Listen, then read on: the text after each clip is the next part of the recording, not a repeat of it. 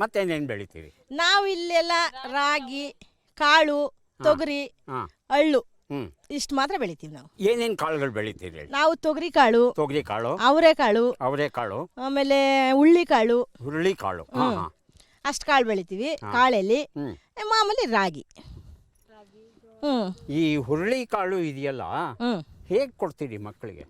ನಾವು ಅಂದರೆ ನಾವು ಯಾರು ಮಕ್ಳಿಗೆ ಅದನ್ನೇ ಬೇರೆ ಸಪ್ರೇಟ್ ಮಾಡಿ ನಾವು ಕೊಡಲ್ಲ. ಮಾಮೂಲಿ ಇವಾಗ ನಾವು ಸಾಂಬಾರು ಮಾಡ್ತೀವಲ್ವೇ, ಸಾಂಬಾರು ಮಾಡಿದ್ರೆ ಪಲ್ಯ ಮಾಡಿ ಮಕ್ಳಿಗೂ ಕೊಡ್ತೀವಿ, ನಾವು ಅದನ್ನೇ ತಿಂತೀವಿ.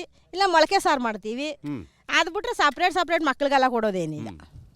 ಈ ಇಂಗ್ಲೀಷಲ್ಲಿ ಹುರುಳಿಕಾಳಿಗೆ ಹಾರ್ಸ್ ಗ್ರಾಮ್ ಅಂತಾರೆ. ಅಂದರೆ ಆ ಕಾಳನ್ನು ತಿಂದರೆ ಕುದುರೆಗೆ ಎಷ್ಟು ಶಕ್ತಿ ಇದೆಯೋ ಅಷ್ಟು ಶಕ್ತಿ ನಮಗೆ ಬರುತ್ತಂತೆ. ಇದರಲ್ಲಿ ಉತ್ಪ್ರೇಕ್ಷೆ ಏನೂ ಇಲ್ಲ, ಇದು ಸತ್ಯ. ಸಾಮಾನ್ಯವಾಗಿ ಕುದುರೆಗಳಿಗೆ ಬೇಯಿಸಿದ ಹುರುಳಿಕಾಳನ್ನು ಕೊಟ್ಟು ಅದರ ಸಾರ ಏನಿದೆ ಅದನ್ನು ಮನೆಗೆ ತಂದು ಸಾರು ಮಾಡ್ತಾರೆ, ಹುರುಳಿ ಕಟ್ಟು ಮಾಡ್ತಾರೆ, ತುಂಬ ರುಚಿಯಾಗಿರುತ್ತೆ.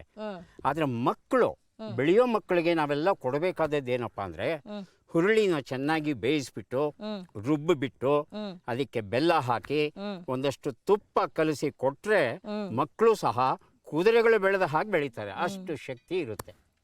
ನಿಮ್ಮ ಕಡೆ ಏನಾದರೂ ಮಾಡ್ತಿರೋದು? ನಾವು ಆ ಥರ ರುಬ್ಕೊಂಡು ತಿಂತೀವಿ.